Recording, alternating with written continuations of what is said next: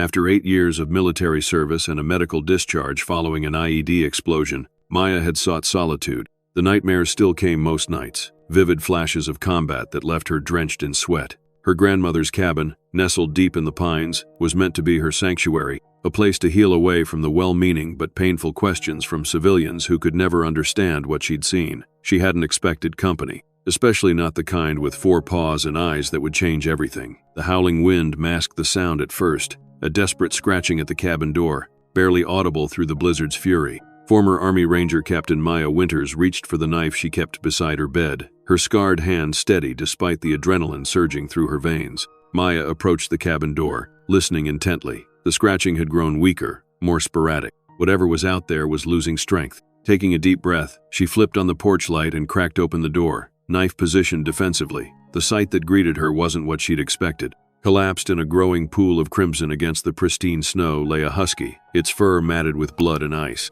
The dog raised its head weakly, revealing unusual steel-blue eyes that seemed to pierce through Maya's carefully constructed walls. "Hey there," she whispered, her voice rusty from disuse. The dog whimpered, attempting to stand before collapsing again. Maya hesitated only briefly before her combat medical training kicked in. She carefully lifted the animal, surprised by how light it felt despite its size. The dog didn't resist, instead seeming to melt against her, as if finally able to relinquish its last reserves of strength. Inside, Maya worked methodically, the familiar rhythm of emergency care, temporarily pushing aside her own demons. She cleared the kitchen table, laid out clean towels, and gathered her first aid supplies. The husky watched her with those intelligent blue eyes, barely flinching as she examined its wounds. "You've been through it, haven't you?"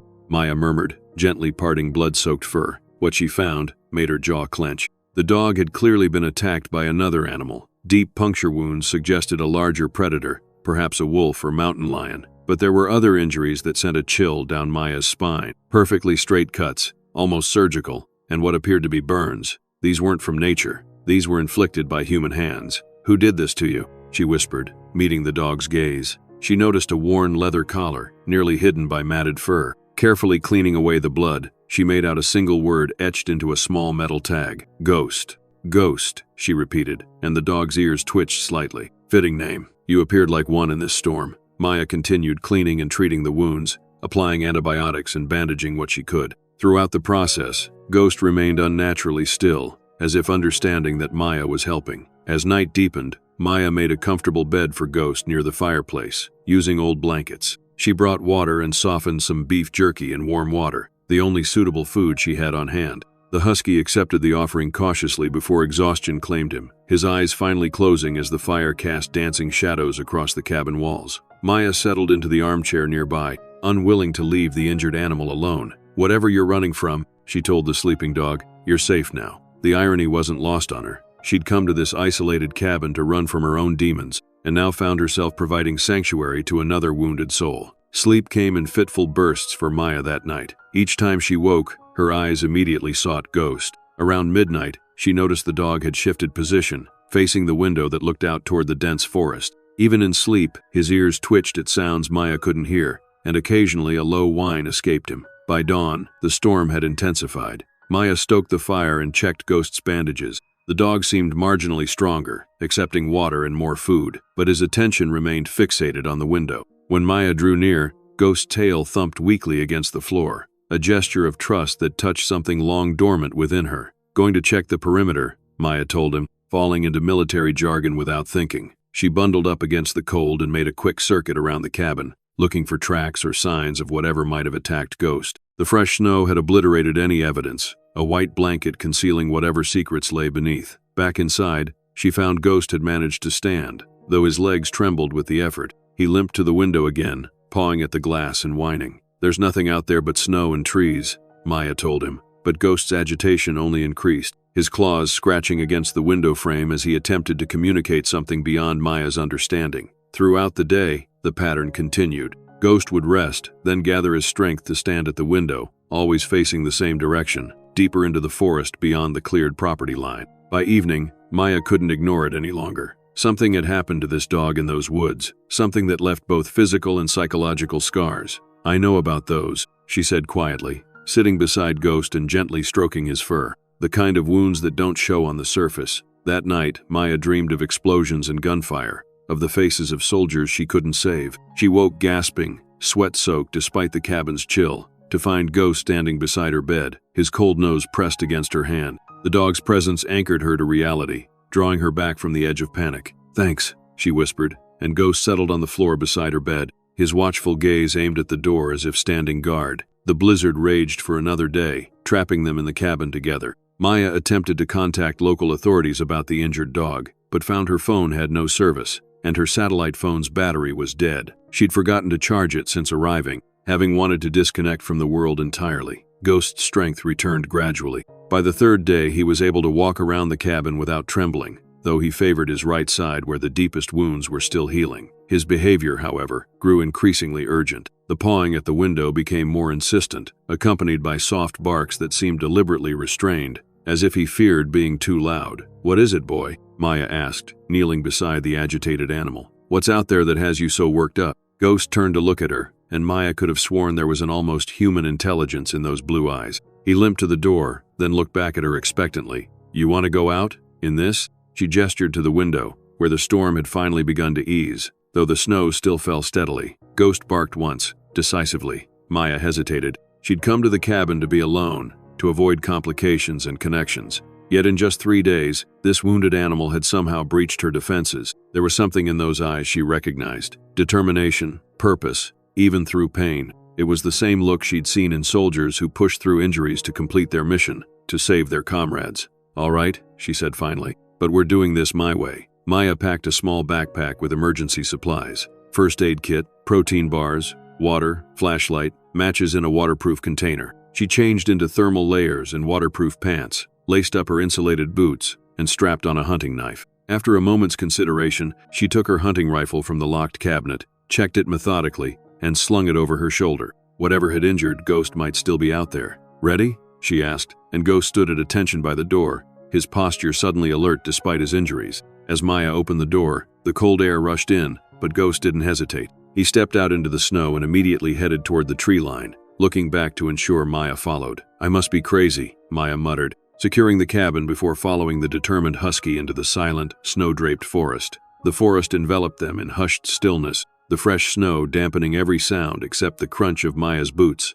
and Ghost's lighter footfalls. Despite his injuries, the husky moved with surprising speed, frequently pausing to make sure Maya kept pace. They pushed deeper into the trees, leaving the cabin's safety far behind. Maya maintained her situational awareness, mentally marking their path and watching for landmarks. The military training that had become second nature served her well now, each sense heightened and alert. Ghost seemed to be following a specific route, his nose occasionally dipping to the snow before continuing confidently forward. An hour into their journey, Maya noticed something odd. 3 parallel scratch marks on a tree trunk, too uniform to be natural. She approached, examining the marks closely. "Someone made these," she murmured, tracing the indentations with gloved fingers. Ghost barked softly, as if in confirmation, then continued walking. 20 yards later, Maya spotted another tree with identical markings. Trail markers, she realized. Someone had deliberately created a path through this seemingly trackless forest. The light began to fade as they ventured deeper, the winter day drawing to a close with alarming speed.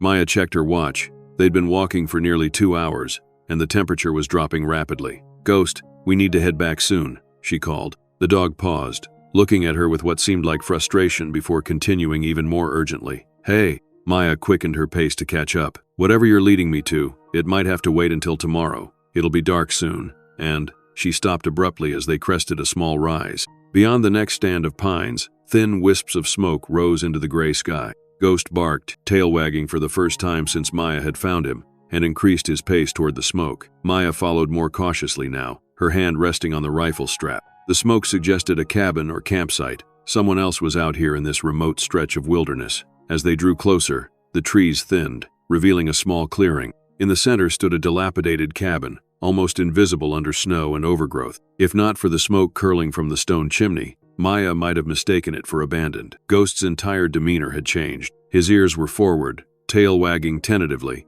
but Maya also noted the tension in his body, anticipation mixed with what appeared to be apprehension. "You know this place," she whispered, crouching beside the dog. Ghost whined softly, pressing against her leg before taking several steps toward the cabin. Maya surveyed the clearing with a tactical eye. No footprints disturbed the snow around the cabin. Either no one had left recently, or the fresh snowfall had covered their tracks. The structure itself was in poor condition. The wooden walls weathered gray, one window boarded over, the small porch sagging beneath the weight of accumulated snow. She approached carefully, Ghost now leading with determined steps. They circled to the front of the cabin where a narrow path had been cleared to the door. It was then that Maya noticed something that made her blood run cold. A heavy chain wrapped around the door handles, secured with a rusted padlock. "Someone's locked in," she breathed, realization dawning. Ghost barked sharply, scratching at the door with sudden urgency. Maya knelt by the lock, examining it closely. "Stand back, Ghost," she instructed, reaching into her pack for the multi-tool she always carried. The lock was old and weathered, but breaking it would make noise. She glanced around the clearing again, seeing no signs of anyone nearby, then made her decision. With practiced movements, Maya worked at the lock. Years of military training had taught her various skills, including how to defeat simple security measures. After several tense minutes, the lock gave way with a definitive click. She removed it and unwound the chain, letting it fall silently to the snow. Ghost pushed forward immediately, his nose against the door seam. Maya gently moved him aside, drew her hunting knife, and slowly pushed the door open, wincing at the creak of rusted hinges. The cabin's interior was dim, illuminated only by faint light filtering through a dirty window and the dying embers in a small stone fireplace. The air was stale and cold despite the fire, carrying the unmistakable scent of neglect and something else, illness. "Hello?" Maya called softly, stepping inside with Ghost at her heels. "Anyone here?" No response came, but Ghost moved confidently through the small main room, heading toward a door at the back. The cabin was sparsely furnished, a rickety table with one chair, a shelf with a few canned goods, a worn sofa with springs showing through torn upholstery. A thin layer of dust covered everything except a path on the floor between the fireplace, the back door, and the front entrance. Ghost whined impatiently at the back door, which was partially ajar. Maya approached cautiously, pushing it open with the barrel of her rifle. The room beyond was even darker, a small bedroom with a single window covered by a tattered blanket. In the dim light, Maya could make out a figure on a narrow bed, someone lying motionless beneath several layers of threadbare blankets. Ghost rushed forward, going straight to the bed and whining softly, his nose gently nudging the figure. Maya quickly crossed to the window and pulled aside the blanket, letting in the fading daylight. What she saw made her breath catch. An elderly man lay on the bed, his weathered face gaunt and pale, white hair wild around his head. But what truly shocked Maya was the handcuff securing his left wrist to the metal bed frame. The skin beneath the cuff was raw and scabbed, evidence of futile attempts to free himself. "Sir, can you hear me?" Maya set down her rifle and immediately checked for a pulse. It was there, but weak and irregular. The man's skin felt ice cold despite the blankets. Severe hypothermia, Maya recognized, along with possible dehydration and malnutrition. Ghost licked the man's face gently, whimpering with what sounded disturbingly like grief. The dog clearly knew this person and cared for him. Maya worked quickly, her combat medical training taking over. She found a key ring hanging on a nail by the doorway, and after trying several keys, managed to unlock the handcuff. The elderly man didn't stir during the process, his breathing shallow and labored. "We need to warm him up slowly," Maya told Ghost, who watched her every move. She returned to the main room, stoked the dying fire, and added more wood from a small pile beside the hearth. Then she searched the cabin for additional blankets, water, or anything else that might help. In her search, Maya discovered a leather-bound journal on the rickety table. She hesitated only briefly before opening it, hoping for information that might help the unconscious man. The handwriting was shaky but legible, dated entries spanning months. December 10th, she read quietly. "Victor came today, brought supplies but took the radio again. Says it needs fixing, but I know he's lying. 3 months in this prison now. He thinks I'll tell him where the documents are. I'll die first." Maya flipped through more pages, her concern deepening with each entry. According to the journal, the man, who referred to himself as Samuel, had been imprisoned in the cabin by someone named Victor, apparently his nephew. The dispute centered around mining claim documents that Samuel refused to surrender. The final entry was dated just 3 days earlier. "Storm coming. Victor dropped minimal supplies. Threatened Ghost when he growled. I fear for him if Victor returns. The fire won't last much longer. So cold now. Caroline, I'm sorry I never returned to you." Maya looked up from the journal to Ghost, who had returned to Samuel's side. "You escaped," she realized. "You got away from Victor and went for help." Ghost's blue eyes met hers, and again she had that unsettling feeling of human intelligence in the animal's gaze. A soft moan from the bedroom drew Maya's attention. She hurried back to find Samuel stirring slightly, his eyes still closed. "Water," she said to herself, finding a relatively clean cup and filling it from a bucket by the kitchen area. She carefully lifted Samuel's head, helping him take small sips. "Caroline?" the man whispered, his voice cracked and faint. "Is that you, finally?" "No, sir," Maya replied gently. "My name is Maya. I found your dog, Ghost. He led me here to help you." Samuel's eyes fluttered open, revealing pale blue irises clouded with confusion. "Ghost, he got away. Good boy." His gaze drifted around the room before settling on Maya's face. "You? Military?" Maya was surprised by the observation. "Yes, sir. Army Ranger. How did you know?" A weak smile touched Samuel's lips. "The way you move. My brother was a Marine, Vietnam." His eyes began to close again. "Victor, my nephew. He'll be back. Tomorrow, maybe." "Don't worry about that now," Maya assured him, checking his pulse again. "It was still dangerously weak. I need to get you warm and stabilized. Then we'll figure out what to do about Victor." As if on cue, Ghost's head snapped toward the front of the cabin, ears alert. A low growl rumbled in his throat, the first aggressive sound Maya had heard from the gentle animal. "Ghost?" Maya whispered, instantly on alert. "What is it?" The dog's hackles rose as he moved silently toward the bedroom doorway. Maya retrieved her rifle and followed, every sense heightened. Through the cabin's front window, she caught a glimpse of movement, someone approaching through the trees. "Victor," she breathed, understanding Ghost's reaction. She had minutes, perhaps seconds, to decide her next move. The elderly man behind her was in no condition to be moved, especially not through the freezing forest at night. But whoever was coming had kept him prisoner, had likely been responsible for Ghost's injuries, and would certainly be a threat. Maya positioned herself strategically beside the front door, rifle ready but not raised. Ghost stood beside her, trembling not with fear but with barely contained aggression. "Easy," she murmured to the dog. "Let's see what we're dealing with first." Footsteps crunched in the snow, approaching the cabin door. Maya took a deep breath, steadying herself as she had countless times in combat situations. The door handle turned slowly, and the hunting cabin's fate was about to take yet another unexpected turn. The door swung open, letting in a blast of cold air and the fading twilight. A middle-aged man stepped inside, stamping snow from his boots. He wore expensive-looking winter gear and carried a small pack, his bearded face ruddy from the cold. He hadn't noticed Maya yet, his attention on removing his gloves. The moment his scent filled the cabin, Ghost's restraint vanished. The husky lunged forward with a ferocious snarl, teeth bared. The man recoiled in shock, stumbling backward. "Ghost?" he exclaimed, genuine surprise in his voice. "How the hell? I wouldn't move if I were you," Maya interrupted, stepping into view with her rifle held at low ready. "The dog seems to have strong opinions about you." The man froze, his eyes darting between Maya, the growling husky, and the rifle. "Who are you?" he demanded, attempting to sound authoritative despite his obvious alarm. "What are you doing in my cabin?" "Your cabin?" Maya kept her voice neutral, watching his reactions carefully. According to the man handcuffed to the bed back there, that might be debatable. A series of emotions crossed the man's face.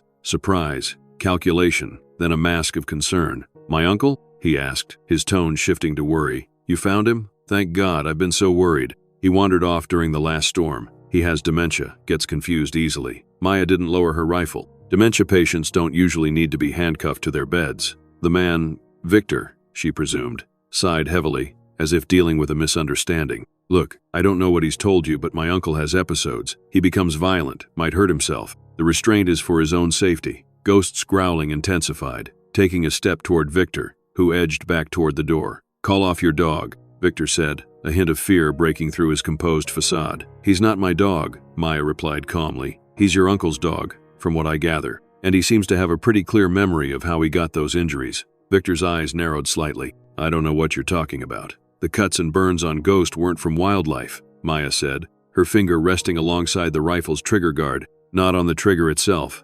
"Disciplined, but ready. Someone tortured him, recently." Victor raised his hands in a placating gesture. "Look, I don't know who you are or what you think is happening here, but you've got it all wrong. My Uncle Samuel is a sick man who needs care and medication. I come up here every few days to check on him, bring supplies. Whatever he's told you is part of his delusions." "He hasn't told me much," Maya admitted, "but his journal has been quite informative." Victor's expression tightened imperceptibly. "Journal? He's always writing nonsense. Part of his condition." Maya decided to push. The mining claim documents seemed pretty specific for a delusion. Victor's carefully constructed facade cracked. His eyes hardened, and he dropped the concerned nephew act entirely. "You have no idea what you're involved in," he said coldly. "This is a family matter. Why don't you just leave now? Forget what you've seen, and I'll take care of my uncle." "The way you've been taking care of him so far?" Maya challenged. He's suffering from severe hypothermia, malnutrition, and the physical effects of being restrained against his will. As for leaving,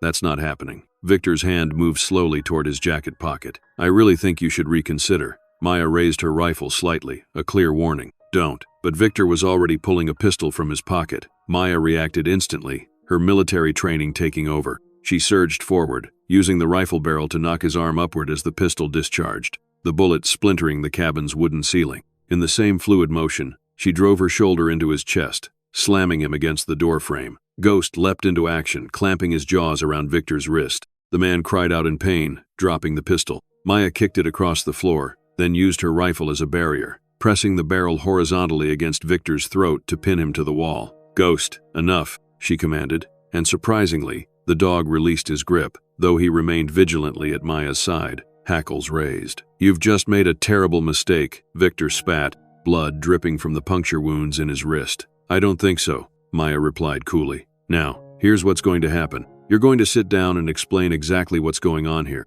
why you've imprisoned your uncle, what these mining documents are, and why they're worth torturing an old man and his dog over. Victor glared but said nothing. Maya increased the pressure on his throat slightly, not enough to choke him, just enough to make her point clear. Fine, he finally grunted. The chair. I'll talk. Maya backed away cautiously, keeping the rifle trained on him as he moved to the single chair by the table. Ghost positioned himself between Victor and the bedroom door, a living barrier protecting Samuel. Start talking, Maya ordered, remaining standing. Victor dabbed at his bleeding wrist with a handkerchief, his eyes cold with calculation. My uncle has something that belongs to my family, documents proving ownership of mining claims in these mountains. Gold was discovered on the property decades ago, but the mine was thought to be played out. New technology has revealed there's at least $20 million of accessible gold still there. And let me guess, you want it all for yourself, Maya surmised. Victor's mouth twisted. It's my birthright. My father was the one who developed the property, who built the original mining operation.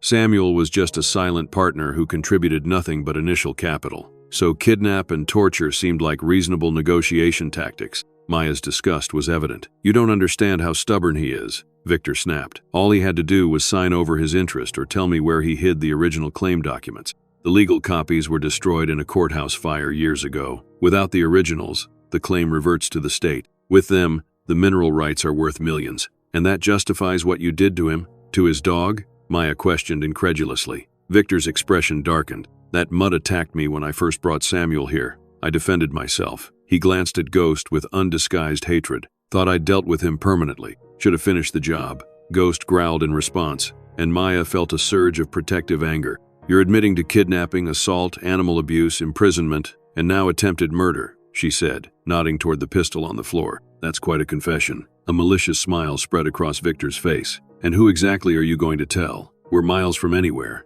No phone service. No one knows you're here. He leaned forward slightly. You really should have minded your own business, soldier girl. The taunt didn't faze Maya. She'd heard worse from insurgents in actual war zones. Your uncle needs medical attention, she stated flatly. I'm taking him out of here. Victor laughed. In this weather?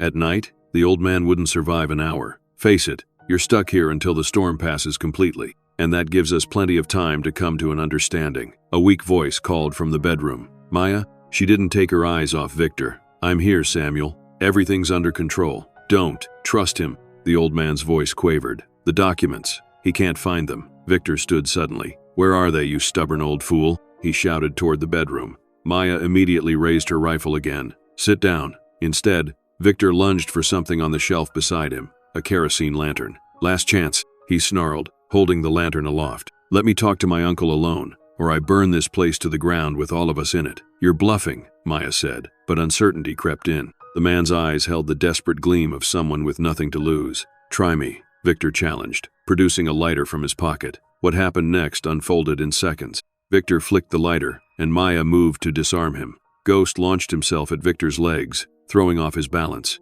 The lantern fell, smashing against the floor. Flames erupted instantly, catching on the aged, dry wooden planks. Now look what you've done, Victor shouted, kicking at Ghost and scrambling toward the pistol still on the floor. Maya had to make a split-second decision. The fire was spreading rapidly, feeding on decades-old timber and kerosene. Victor was diving for the weapon, and Samuel was still helplessly bedridden in the next room. She chose Samuel. Leaving Victor to his desperate grab, Maya rushed to the bedroom, where Ghost had already returned to the old man's side. "We need to move now," she told Samuel, who was struggling to sit up. The flames were already licking at the doorframe between rooms, smoke beginning to fill the cabin. "I can't. Too weak," Samuel gasped, falling back against the thin pillow. Maya acted decisively, pulling a survival blanket from her pack and wrapping it around the frail man. "I'm going to carry you," she explained, already positioning herself to lift him. "Ghost will lead us out." From the main room came the sound of Victor coughing amid the thickening smoke. "You won't make it," he shouted. "Help me put out the fire instead." Maya ignored him, carefully lifting Samuel in a fireman's carry. Despite his age, he was alarmingly light, evidence of the neglect he'd suffered. "Ghost, door," she commanded, and the husky immediately moved toward the cabin's front entrance. The main room was now engulfed in flames, dark smoke billowing toward the ceiling.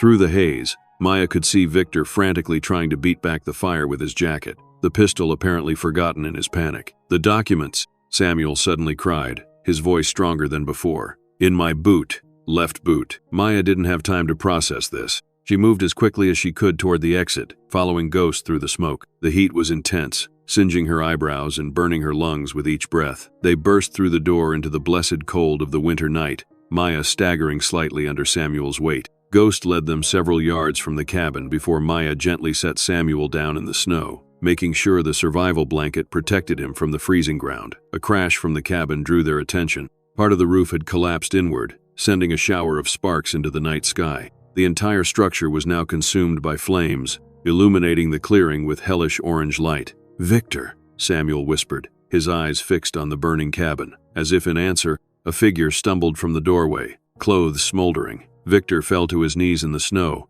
beating at the embers on his jacket. He was alive, but clearly injured. Maya quickly assessed the situation. The fire would be visible for miles on a clear night, but in this weather, with snow still falling lightly, it might go unnoticed. They were at least 2 hours from her grandmother's cabin, and Samuel couldn't possibly make that journey in his condition. Victor was injured, but still a potential threat. "We need shelter," she muttered, scanning the clearing. The fire provided temporary warmth, but within hours the cold would become life-threatening for Samuel. Ghost whined softly, then trotted toward the edge of the clearing opposite the path they'd originally taken. He stopped, looking back expectantly. "You know somewhere?" Maya asked, feeling slightly ridiculous talking to a dog as if he understood complex questions. But Ghost had proven his intelligence repeatedly over the past days. "Woodshed," Samuel said weakly. "Behind. Cabin. Ghost knows." Maya hesitated, looking at Victor, who was now sitting in the snow, clutching his burned arm and watching them with undisguised hatred. She couldn't leave him to freeze, despite what he'd done,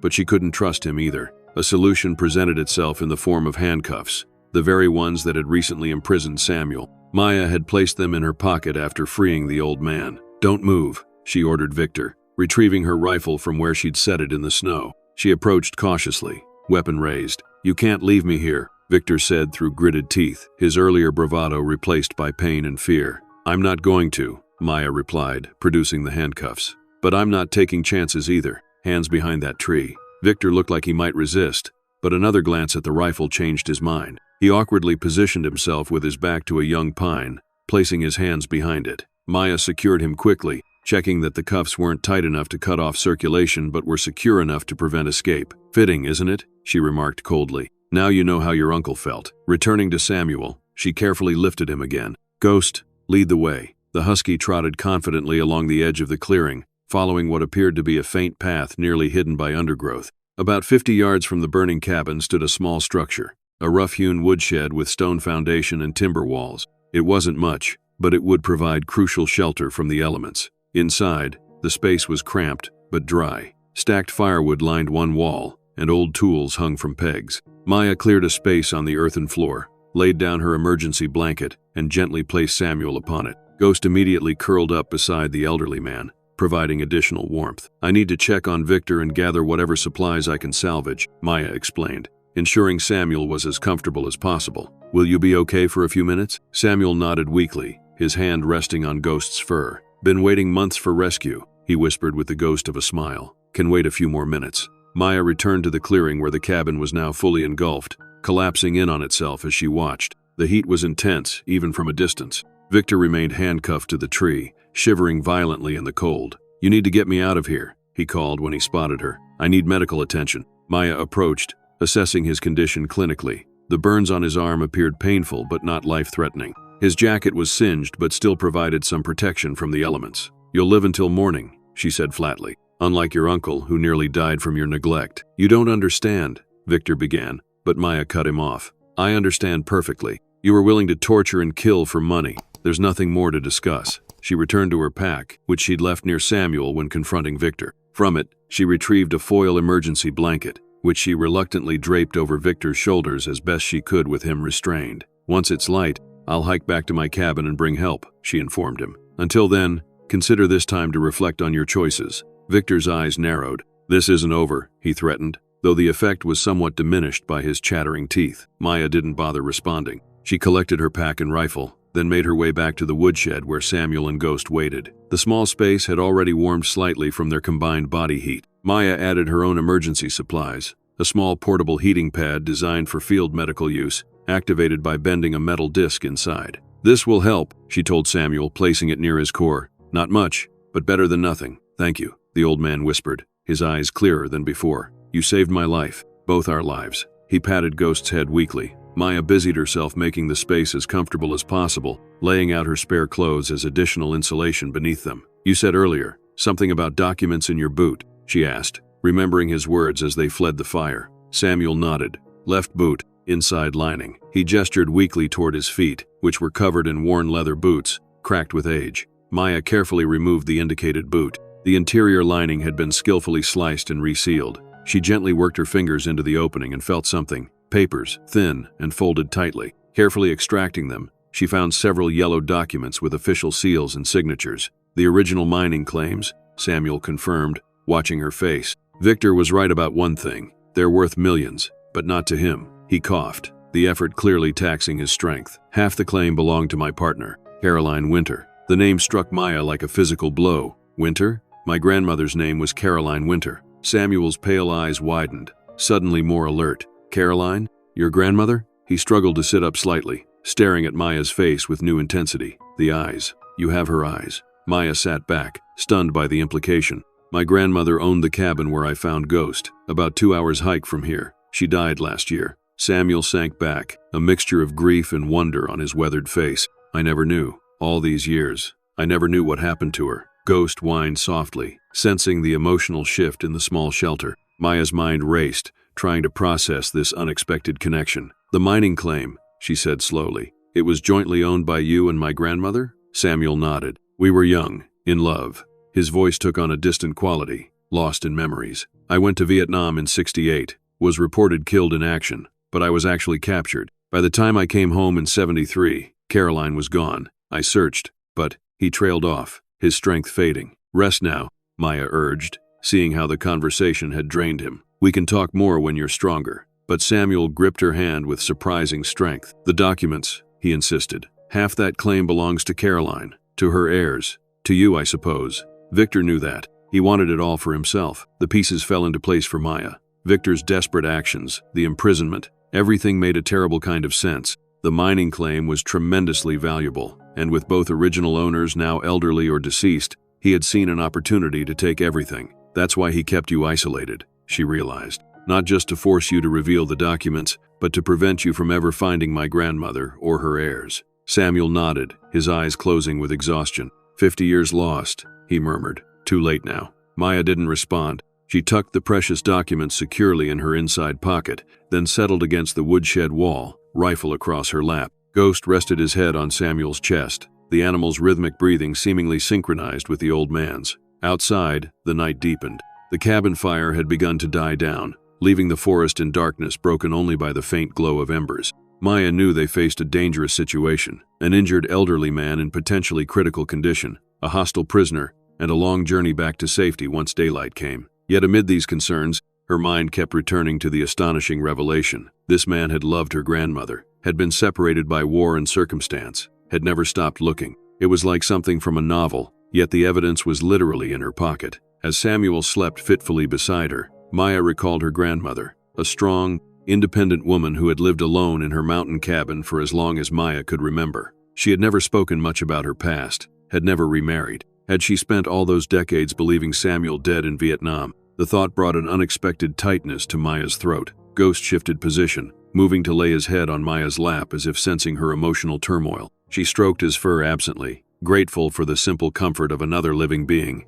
"You knew, didn't you?" she whispered to the dog. "Somehow you knew to find me specifically." Ghost's blue eyes reflected what little light remained, intelligent and calm. Maya found herself wondering, not for the first time, if there was something more than animal instinct at work here. Had fate somehow guided this injured animal to the one person who could help Samuel, the granddaughter of his long-lost love? Maya wasn't normally given to such fanciful thoughts. Military training and combat experience had made her practical, focused on survival and tactical thinking. Yet here, in this remote wilderness with a man who had loved her grandmother half a century ago, it was difficult not to feel the hand of something greater at work. The night stretched on, cold seeping into the small shelter despite their efforts. Maya maintained a vigilant watch, checking Samuel's condition regularly, and occasionally peering out at Victor to ensure he remained secured. The mining claim documents felt heavy in her pocket, a legacy she had never known existed, connecting her to her grandmother in an unexpected way. By midnight, the temperature had dropped dangerously. Samuel's breathing had become labored, and Maya knew that despite their shelter, they needed more substantial help soon. Ghost seemed to sense the urgency as well, his attention divided between Samuel and the door, occasionally rising to pace the small space before settling again. "First light?" Maya promised him, her breath visible in the cold air. "We'll get him to safety at first light." But as the hours passed, Maya began to wonder if Samuel would last until dawn. The hypothermia had weakened him severely, and the stress of the evening's events had further taxed his fragile system. They needed help sooner rather than later. An idea formed, desperate perhaps, but possible. Before leaving her cabin, Maya had activated her emergency beacon, a habit from her military days when embarking on potentially dangerous situations. The signal would eventually bring rescue teams, though how quickly depended on the weather and available resources. If they could somehow get closer to her cabin, they might intercept any rescue party. But moving Samuel through the night forest would be extremely dangerous, yet staying might be equally fatal. As Maya weighed these grim options, Ghost suddenly lifted his head, ears perked forward. He rose to his feet, moving to the woodshed door with focused attention. "What is it?" Maya whispered, instantly alert, rifle ready. Ghost didn't growl or bark. Instead, his tail began to wag tentatively. He pawed at the door, looking back at Maya with what could only be described as hopeful expectation. Maya moved silently to the door, listening intently. At first, she heard nothing beyond the normal sounds of the night forest. Then, faintly but distinctly, the sound of voices, human voices, calling out, "Hello? Anyone out there?" Search and rescue. Relief surged through Maya, so powerfully it momentarily weakened her knees. "Here," she shouted, throwing open the woodshed door. "We're over here!" Ghost bolted out, barking now, not in alarm but in greeting, running toward the voices through the snow. Maya followed, rifle slung over her shoulder, waving her arms. Through the trees came the bobbing beams of powerful flashlights, and then figures materialized, 3 people in search and rescue uniforms, accompanied by a 4th in a sheriff's department jacket. "Over here," Maya called again. "We have an injured man who needs immediate medical attention." The rescue team quickened their pace, Ghost circling around them excitedly, leading them back to Maya. "Captain Winters?" One of the rescuers called as they drew closer. Maya was momentarily surprised they knew her name, then remembered the emergency beacon registered to her. "Yes, that's me. But how did you find us here?" "We're miles from my cabin." The lead rescuer, a stocky woman with efficient movements, reached her first. "Your beacon signal combined with reports of a fire visible from the valley. The storm finally cleared enough for helicopter surveillance, which spotted the burning structure." She glanced at the smoldering remains of the cabin. "Is that your place?" "No," Maya explained quickly. "It belonged to a man named Victor who was holding his uncle prisoner there. The uncle is in the woodshed, suffering from hypothermia and malnutrition. He needs immediate medical attention." The rescuers exchanged alarmed glances before the team leader spoke again. "And this Victor person?" Maya pointed toward the tree where she'd left the man handcuffed.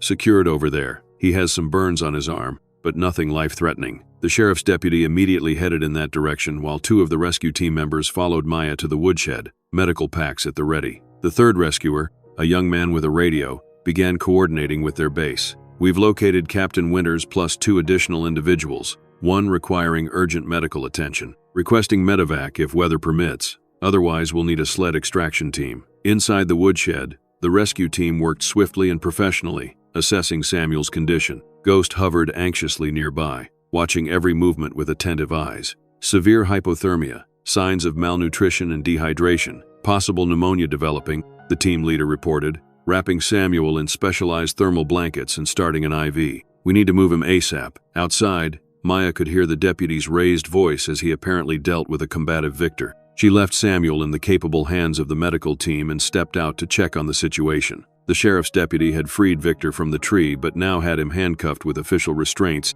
reading him his rights as Victor protested vehemently. "This is all a misunderstanding," Victor was saying as Maya approached. "That woman attacked me. She's trespassing on private property." The deputy looked up as Maya approached. "Ma'am, I'll need your statement about what happened here." "She's lying," Victor interjected before Maya could speak. "She broke into my cabin while I was caring for my sick uncle." "Caring?"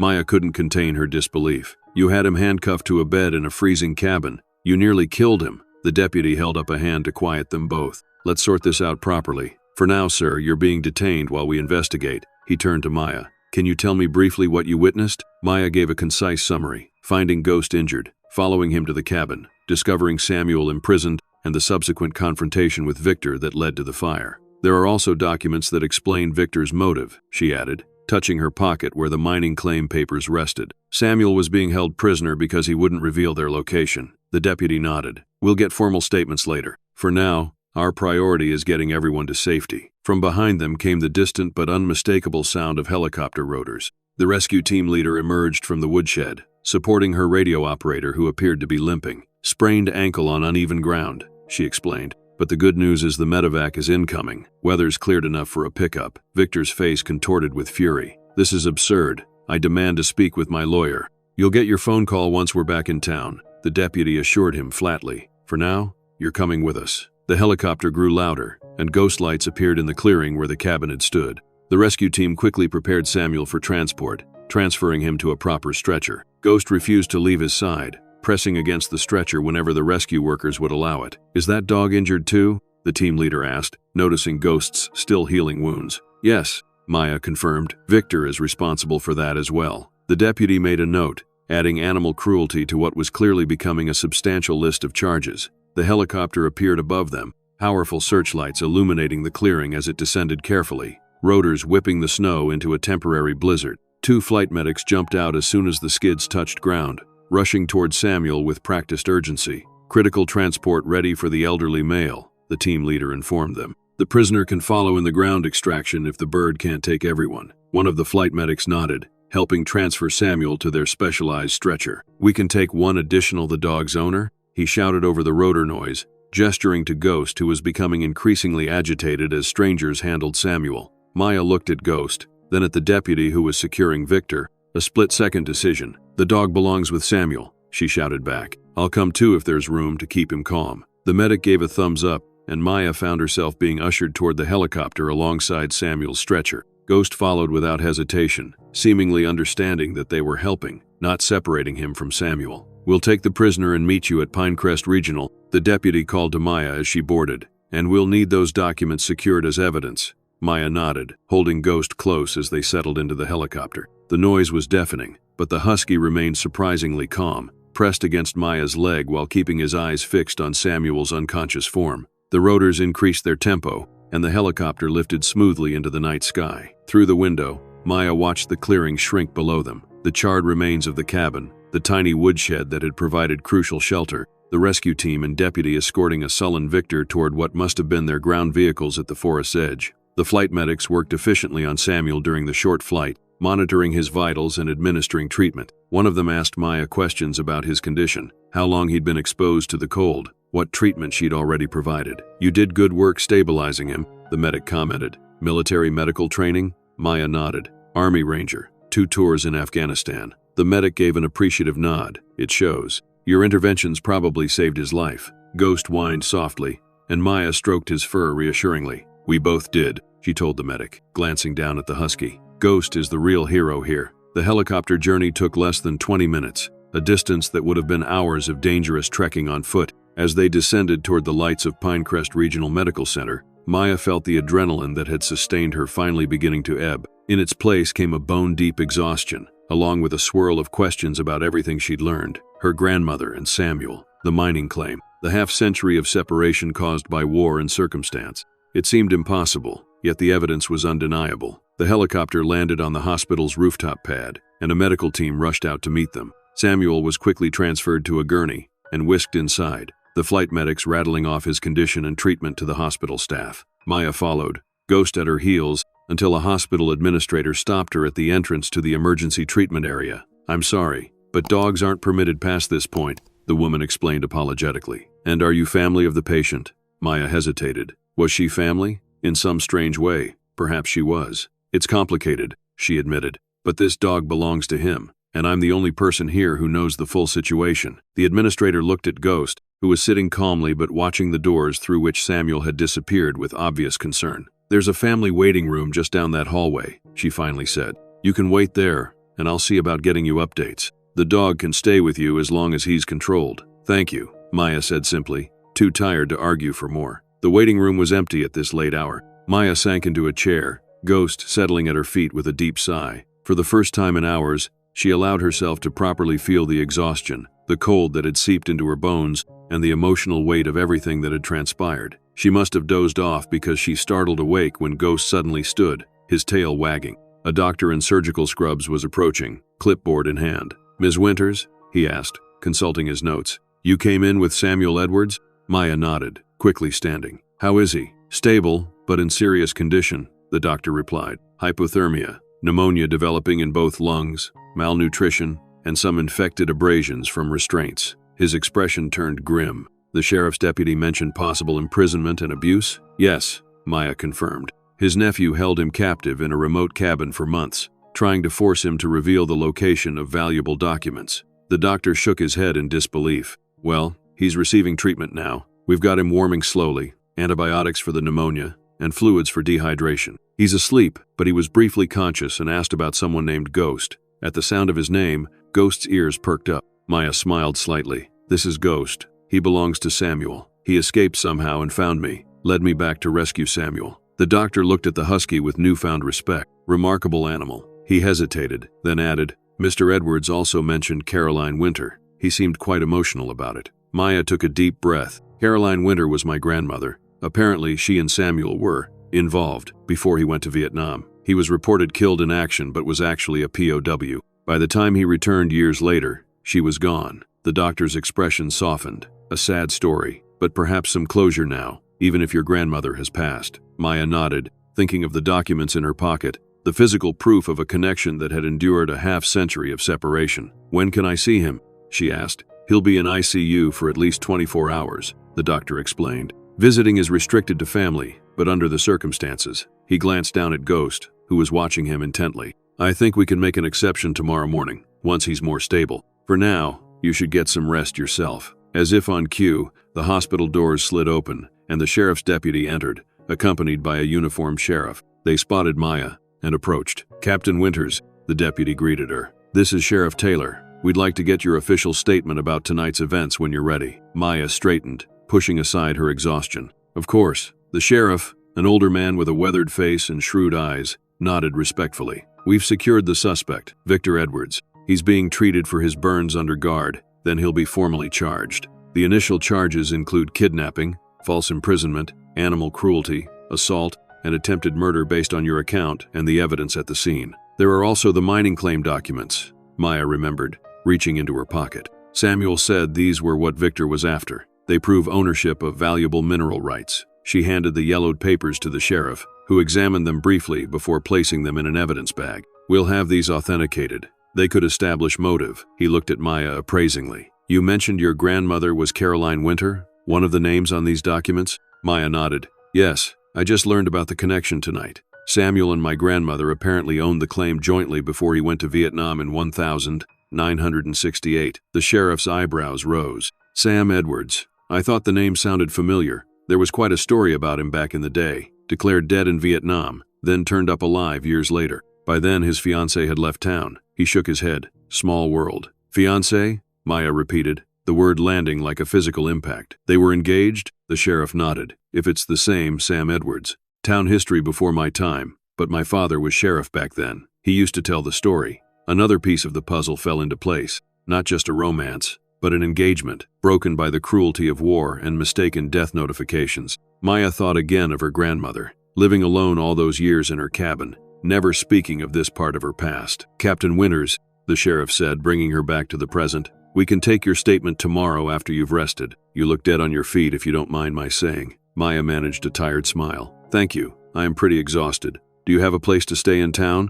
The deputy asked. Your cabin is quite a ways out, and with everything that's happened, Maya hadn't considered that. Her grandmother's cabin was indeed too far to reach tonight, especially in her current state. There's a motel across from the hospital that allows pets, the sheriff offered, glancing at Ghost. Deputies use it when we need to stay close to the hospital for a case. I can arrange a room. That would be appreciated, Maya acknowledged, suddenly overwhelmed by the thought of a hot shower and real bed. While the deputy made the arrangements, Maya found herself wondering about something the sheriff had mentioned. You said my grandmother left town after Samuel was reported killed. Do you know where she went? The sheriff considered this. Not specifically. Left in the early 70s, from what I understand. Came back about 20 years ago and bought that cabin of hers. Kept to herself mostly. 20 years. Her grandmother had returned to the area where she'd once been engaged, living as a recluse in a remote cabin. Had she been looking for closure? Or perhaps, on some level, still hoping? The deputy returned with information about the motel room and Ghost's leash, which someone had retrieved from Maya's pack. Maya thanked them both, promised to come to the station the next day to give her statement, and followed the deputy's directions to the motel across the street. The room was basic but clean. A double bed, small bathroom, television she had no intention of watching. Ghost inspected the space thoroughly before settling on the carpet beside the bed, clearly exhausted but unwilling to fully relax his vigilance. It's okay, Maya told him, kneeling to stroke his head. We're safe now. Samuel is getting help. The dog's blue eyes studied her, so full of intelligence and emotion that it was hard to remember he wasn't human.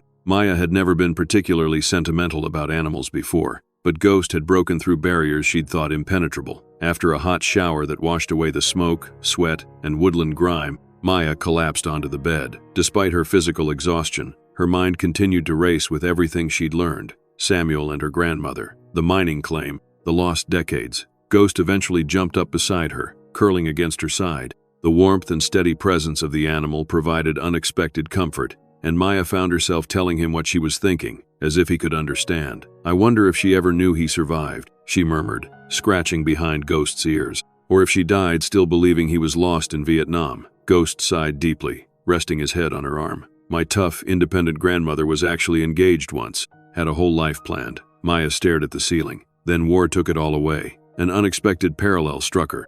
Her own military service had changed her trajectory too, had left her scarred both physically and emotionally. She'd come to her grandmother's cabin seeking isolation, just as Caroline had decades before. History repeating, she whispered, and Ghost licked her hand once, as if in agreement or consolation. Sleep finally claimed her, deep and dreamless for the first time in months. Morning brought clarity and renewed purpose. Maya woke to Ghost, standing alert by the motel room door, his posture indicating he was ready to go. The events of the previous night felt almost surreal in the morning light, but the documents now secured as evidence, and the dog watching her expectantly confirmed it had all been real. After a quick breakfast at the diner next door, Maya headed to the sheriff's station to give her formal statement. The process was straightforward. The sheriff and a detective recorded her account of finding Ghost, following him to the cabin, discovering Samuel, and the confrontation with Victor. They seemed particularly interested in the mining claim documents and the connection to her grandmother. Those claims could be worth a substantial amount, the detective commented, especially with new extraction technologies, a strong motive for Victor Edwards' actions. How is Samuel doing today? Maya asked when they'd finished taking her statement. Stable, from what we've heard, the sheriff replied. The hospital said you can visit him later this morning. We've already taken his preliminary statement from his hospital bed. His account matches yours completely. And Victor? The sheriff's expression hardened, lawyered up immediately. But with the evidence we have, plus both your statements and those documents, he's facing serious charges. The district attorney is already involved. Maya nodded, satisfied that justice would be served. Her thoughts turned to Samuel and the extraordinary connection he represented to her grandmother's past. I'd like to visit Samuel now, if that's possible. Of course, the sheriff said, standing to end the interview. And Captain Winters, thank you for what you did. Not everyone would have gotten involved the way you did. Maya glanced down at Ghost, who had been permitted to stay with her during the interview. I can't take the credit. This guy did the hard part. The sheriff smiled. Smart animal. Reminds me of a saying my grandfather had, God sends help in mysterious forms to those who deserve it. Maya wasn't particularly religious, but after the events of the past days, she couldn't entirely dismiss the sentiment. Perhaps there was something more than coincidence at work in Ghost finding her specifically. At the hospital, Maya was directed to the ICU where Samuel had been moved overnight. Ghost walked calmly at her side, drawing curious but mostly approving looks from the hospital staff. Someone had evidently authorized the dog's presence, as no one attempted to stop them. Samuel's room was quiet except for the soft beeping of monitoring equipment. The elderly man looked frail against the white hospital sheets, oxygen tubes in his nose, and an IV in his arm, but his color was better than the previous night. His eyes were closed, but they opened as Ghost whined softly in greeting. "Ghost," Samuel whispered, his face lighting with relief. His gaze shifted to Maya, and a different emotion filled his weathered features. Wonder, perhaps, or bittersweet recognition. "Maya, you look so much like her." Maya moved to his bedside, Ghost settling immediately beside the bed, his chin resting on the mattress near Samuel's hand. "How are you feeling?" she asked. "Better, thanks to you and this brave boy." Samuel's fingers found Ghost's fur, stroking weakly. "The doctors say you saved my life. Ghost deserves the credit," Maya replied, sitting in the chair beside the bed. "He found me, led me to you." Samuel's eyes grew distant. "Always knew he was special. Victor thought he'd killed him when he ran off. Miracle he found you." His gaze sharpened again, studying Maya's face. "You have her eyes. Same determination." Maya took a deep breath. "The sheriff told me you and my grandmother were engaged before Vietnam." Samuel closed his eyes briefly, pain crossing his features that had nothing to do with physical wounds. "Yes, had it all planned out. Small wedding in spring of '69. House in town. Family eventually." He opened his eyes again, looking at Maya. "Then I went to serve my country. Got shot down over Laos. They told her I was killed in action." "But you weren't," Maya prompted gently. Samuel shook his head slightly. "POW for years. Not on any official lists because we weren't supposed to be in Laos. When I finally made it home in '73, Caroline was gone. Nobody knew where." "And the mining claim?" Maya asked. "We'd bought it together, right before I left. Investment in our future. Caroline put up most of the money, inheritance from her parents. I carried the papers with me to Vietnam, thought it would be safer. When I was shot down, I had them in a waterproof pouch." His voice grew weaker, the effort of talking clearly taxing his strength. "After I came home, the claim was all I had left of her. Couldn't bring myself to sell it." Maya reached out hesitantly, then took his frail hand in hers. "My grandmother came back to this area about 20 years ago. Bought a cabin in the woods and lived there until she died last year." Samuel's fingers tightened around hers. 20 years? She was here? All that time? His voice broke. "I never stopped looking. How could I not have found her? She kept to herself," Maya explained gently. "Used her maiden name, Winter. Most people in town probably didn't make the connection." A tear slipped from the corner of Samuel's eye. "So close. All those years. So close." Ghost whined softly, pressing his nose against Samuel's hand, as if offering comfort. The gesture seemed to help, as Samuel took a steadying breath. "The sheriff has the mining claim documents now," Maya told him. "They're evidence against Victor." Samuel nodded weakly. "Good, that's good." He looked at her directly. "Half that claim belongs to Caroline's heirs. To you, I'd guess." Maya hadn't thought that far ahead. The idea of inheriting part of a potentially valuable mining claim seemed surreal compared to the human story unfolding before her. "Let's not worry about that now," she said. "You need to focus on getting better." Samuel managed a faint smile. "Been holding on to those documents for 50 years. Suddenly they don't seem so important anymore." He looked down at Ghost, then back at Maya. "Finding you, Caroline's granddaughter, that's the real treasure." Maya felt an unexpected tightness in her throat. She'd come to her grandmother's cabin seeking isolation, a place to nurse her own wounds away from the world. Instead, she'd been drawn into this extraordinary story of love interrupted by war, of connections that somehow survived half a century of separation. "I'd like to hear more about you and my grandmother," she said. "When you're stronger." Samuel's eyes brightened. "I'd like that. So many stories to tell." His gaze drifted to Ghost. "And I owe this boy my life. Both our lives." Ghost's tail thumped against the floor, as if he understood. A nurse entered, checking Samuel's vitals and adjusting his IV. "You should rest, Mr. Edwards," she advised kindly but firmly. "You can visit with your family later." Maya didn't correct the assumption. In some strange way, perhaps they were family now, connected by Ghost, by her grandmother's memory, by the shared experience of the previous night. "I'll come back this afternoon," she promised, standing to leave. "Can Ghost stay with you for a while? He seems determined to keep watch." Samuel smiled, his hand still resting on the husky's head. "I'd like that very much." The nurse looked uncertain, but Ghost was behaving impeccably, sitting calmly beside the bed. "I'll check with the doctor," she conceded. "But if he stays, he needs to remain quiet and not interfere with treatment." "He understands," Samuel said with complete confidence. "Smartest dog I've ever known." As if to prove the point, Ghost settled onto the floor beside the bed, his posture alert but relaxed, clearly intending to stay. Maya bent to scratch behind his ears. "I'll be back soon," she told him, and Ghost blinked those intelligent blue eyes once in acknowledgement. As she left the hospital, Maya found herself at a crossroads, both literally and figuratively. To her right lay the road back to her grandmother's isolated cabin, the solitude she had sought when arriving in Pinecrest. To her left, the sheriff's station, the town, connections and complications. For a moment, she stood still, considering. The events of the past few days had shifted something fundamental within her. The walls she'd built since her medical discharge felt less necessary, less protective and more restrictive. With sudden clarity, Maya turned left, toward town. There was a story here she needed to understand. Her grandmother's story, Samuel's story, and now, somehow, her own story woven together with theirs.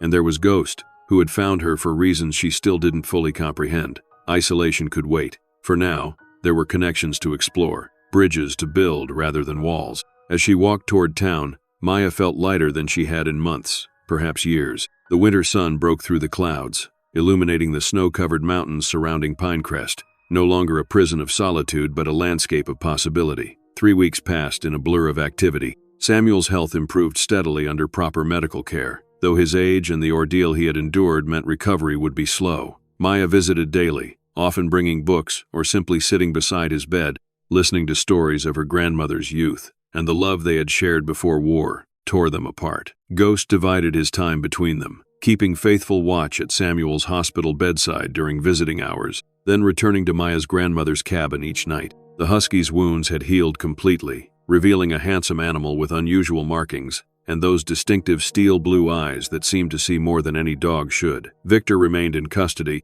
denied bail due to the severity of the charges and what the judge called a demonstrated willingness to commit violence for financial gain. The mining claim documents had been authenticated, confirming the equal partnership between Samuel Edwards and Caroline Winter, dated 1968. A preliminary assessment suggested the mineral rights could indeed be worth millions with modern extraction methods. Maya found herself surprisingly unbothered by the potential inheritance. The human connection, discovering this piece of her grandmother's history, felt far more valuable than any gold that might lie beneath the mountains. On a crisp morning in early March, Maya drove Samuel from the hospital to her grandmother's cabin. He had been released into her care, still requiring rest but well enough to leave medical supervision. Ghost rode in the back seat, his excitement evident as they traveled the snow-laden road toward the remote property. "Caroline lived here?" Samuel asked as the cabin came into view, his voice thick with emotion. "For almost 20 years, Maya confirmed, parking beside the rustic structure. "It's where I found Ghost that night."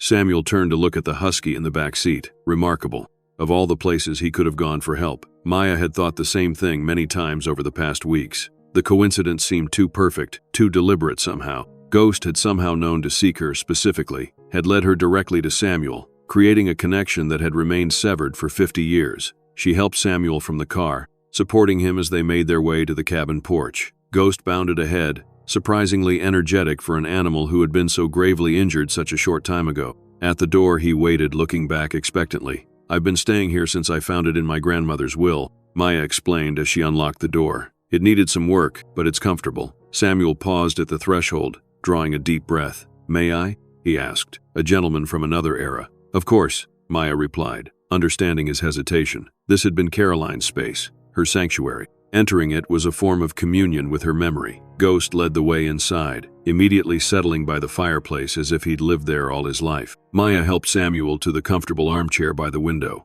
where sunlight streamed in, illuminating dust motes in the air. "It feels like her," Samuel said quietly, his weathered hands resting on the chair arms. "Simple, practical, but with touches of beauty." He nodded toward a small vase of dried wildflowers on the mantel. Maya prepared tea in the kitchen, giving Samuel a moment of privacy as he absorbed the space where Caroline had spent her final years. When she returned with the steaming mugs, she found him gazing at a photograph on the side table, Caroline in her 60s, standing proudly on the cabin porch. "She was still beautiful," he murmured, touching the frame gently. "I wish I'd known about your history while she was alive," Maya said, setting down the tea. "She never spoke about you, never mentioned being engaged before Vietnam." Samuel nodded sadly. "The grief must have been too great when you believe someone died in war." He trailed off, looking out the window at the snow-covered landscape. "I understand her silence." Ghost padded over, resting his head on Samuel's knee as if sensing his melancholy. The elderly man scratched behind the dog's ears absently.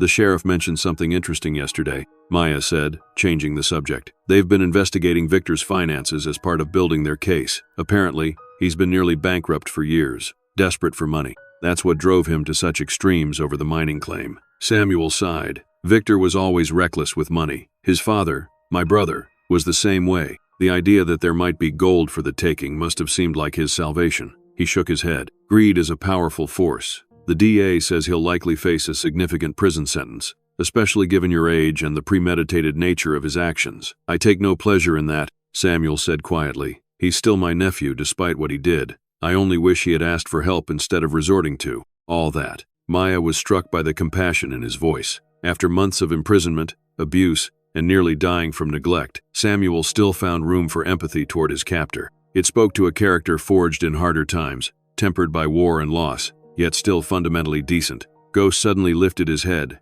ears perked toward the rear of the cabin. He rose, trotting toward the back door with purpose. "What is it, boy?" Maya asked, following him. Ghost pawed at the door, looking up at her expectantly. "He wants to show you something," Samuel suggested from his chair. Ghost always has his reasons. Maya opened the door, and Ghost immediately darted out into the snow, looking back to ensure she followed. Curious, she grabbed her coat from the hook and stepped outside. "I'll be right back," she called to Samuel. Ghost seems to have an agenda. The husky led her around the side of the cabin, toward a small storage shed Maya had barely noticed during her time there. Unlike the cabin, which she had thoroughly cleaned and organized, the shed remained untouched, its contents a mystery she hadn't yet explored. Ghost sat before the shed door, looking pointedly at the rusted padlock securing it. "You want me to open this?" Maya asked, feeling only slightly ridiculous for speaking to a dog as if expecting a response. After everything they'd been through, it seemed natural. Ghost's tail wagged once in apparent confirmation. The lock was old and weathered, similar to the one that had secured Samuel's prison.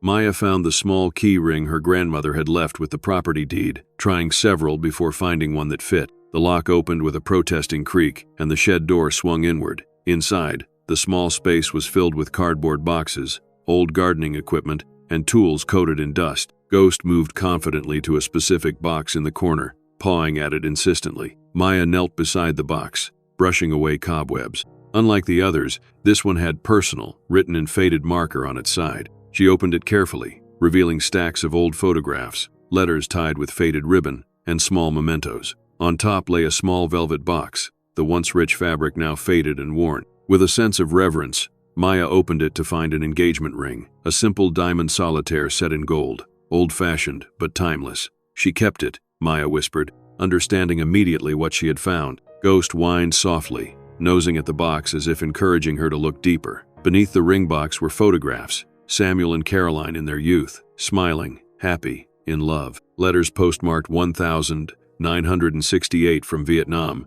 written in a strong masculine hand. And at the very bottom, a newspaper clipping. Local soldier killed in action, with Samuel's young face staring out from the yellowed page. Ghost watched as Maya carefully examined each item, tears filling her eyes. Her grandmother had kept everything, preserved these memories for decades, even after returning to Pinecrest. She had never forgotten, never truly moved on from the love she had lost to war. "How did you know this was here?" Maya asked Ghost, who tilted his head as if the question made little sense. She gathered the most significant items, the ring, a few photographs, one letter, and carefully closed the box, planning to return for a more thorough examination later. Back inside the cabin, she found Samuel dozing in the armchair, the warmth and emotion of the day having exhausted him.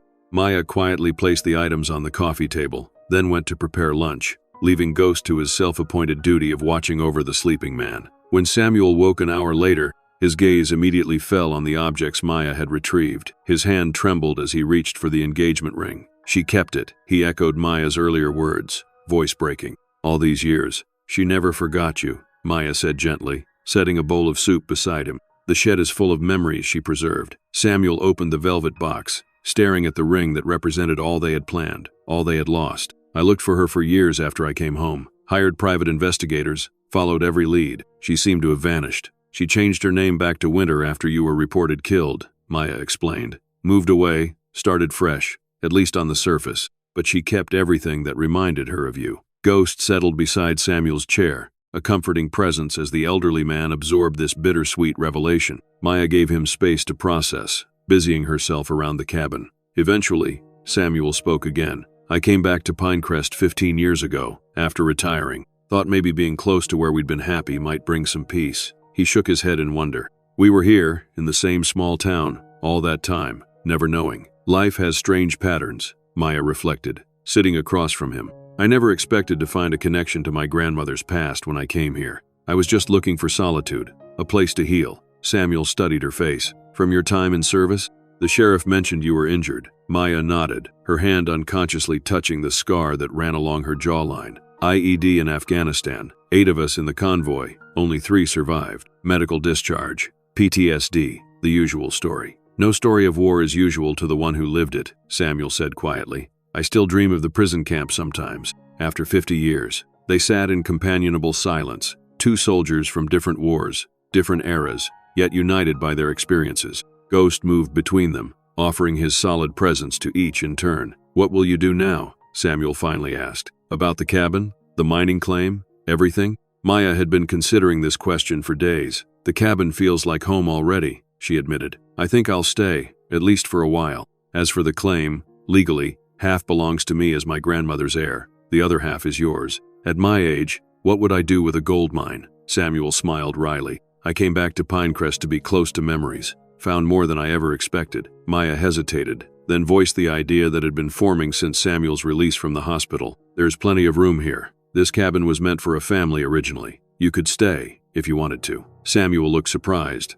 then deeply moved by the offer. You'd want an old man cluttering up your space? With all my stories and set in my ways habits? I think we could manage. Maya smiled. Besides, Ghost seems to have adopted us both. Would be a shame to make him choose. As if understanding, Ghost barked once, tail wagging emphatically. Hard to argue with that logic. Samuel chuckled, then grew serious. I'd be honored to stay, Maya, to live in Caroline's home, to get to know her granddaughter. His eyes grew distant, almost like having a piece of her back. The decision felt right, as if the cabin had always been meant to house both of them. 2 wounded warriors from different generations, brought together by a remarkable dog and the echo of a love that had endured despite everything. In the weeks that followed, they fell into a comfortable routine. Samuel's strength returned gradually, and he spent hours telling Maya stories of her grandmother's youth, filling in pieces of family history she had never known. Maya found herself opening up as well, sharing memories of her military service, both the pride and the pain, with someone who truly understood.